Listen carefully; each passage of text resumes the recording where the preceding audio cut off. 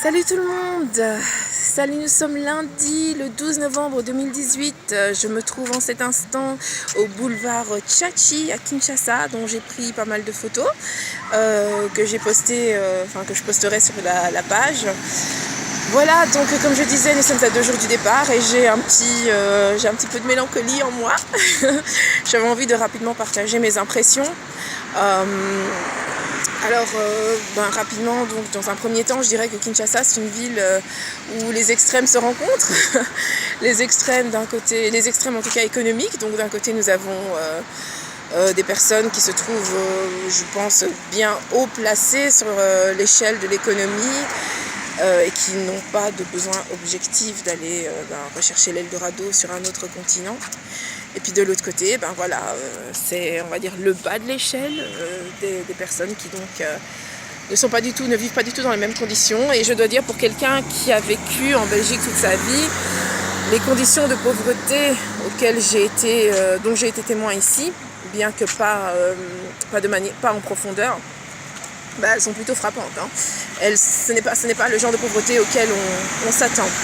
Mais je suis heureuse de dire que ce n'est pas nécessairement quelque chose qui est manifeste partout. Je crois qu'il y a du potentiel dans cette ville, beaucoup. Ce potentiel n'est pas encore, je vais dire, utilisé de manière optimale, pas encore exploité de manière optimale, mais il est là. D'ailleurs, le boulevard sur lequel je me trouve en est une des preuves. Donc ça, c'est une des raisons pour lesquelles je me sens un peu mélancolique. L'autre, c'est tout simplement que j'ai hâte de rentrer à la maison, tout simplement. Après tout, il faut quand même le dire. Mais en même temps, c'est hâte de rentrer, mais avec... je vais pas dire une vision différente du monde, parce que c'est peut-être un peu... Allez, on va pas tomber dans l'extrême, dans le romanesque extrême. Mais bon, on ne peut pas quitter ces lieux sans se sentir avant tout très reconnaissant de ce que l'on a. Même si ce n'est pas considéré comme énorme face au standard de vie que nous avons dans l'Occident. Bon, il y a quand même, quand je compare à ce que certaines personnes ici ont ou alors n'ont pas tout simplement, il y a de quoi être reconnaissant, ça c'est une chose. Deuxièmement, je suis belge mais mes origines sont ici. Et une autre chose que je ne peux pas faire, c'est rentrer et tourner le dos à tout ce que j'ai vu comme si je ne l'avais pas vu. Voilà. Le Congo étant mon pays d'origine, je ne peux plus m'en désintéresser. Je m'en suis désintéressée pendant des années, c'est vrai. Je suis contente de pouvoir dire que ça a changé et que ça change sérieusement. Et il n'est pas question de rentrer chez moi en me disant que voilà, c'était juste des vacances, j'y retournerai peut-être un jour et ça s'arrête là. Non. Ça fait déjà pas mal de mois que j'ai des projets pour le Congo. Je ne parle pas d'emménager ici parce que ça, je pense pas. C'est pas forcément un désir que j'ai. Parce que bon, il y a quand même le clash des cultures, des mentalités. Il est là, il est présent, il faut pas se mentir. Nous, la diaspora, on a vécu dans un contexte différent et à moins d'être vraiment très fort psychologiquement, c'est pas évident de s'adapter au contexte ici présent. Mais j'ai quand même des projets, on va dire à longue distance et à long terme. Des projets économiques en l'occurrence et j'aurai l'occasion d'en parler un peu plus quand les choses se mettront en place. Pour l'instant je suis en train d'économiser en vue d'eux. J'en parlerai un peu plus et certainement je serai contente de vous inviter aussi à me rejoindre pour ceux qui aussi ont des projets ou aimeraient pouvoir discuter de ce qui est faisable ici.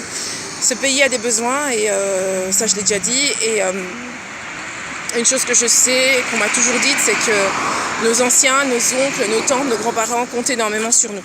Même nous qui ne vivons pas sur le terrain, ils comptent aussi sur notre rapport. Voilà, ça je pense que je l'avais déjà partagé. Ça reste en moi, c'est ce que je ramène avec moi et je sais que concrètement maintenant, je vais m'organiser de façon à ce que les projets que j'ai dans le cœur, que je ne partage pas tout de suite jusqu'à ce qu'ils soient bien mis en place, puissent...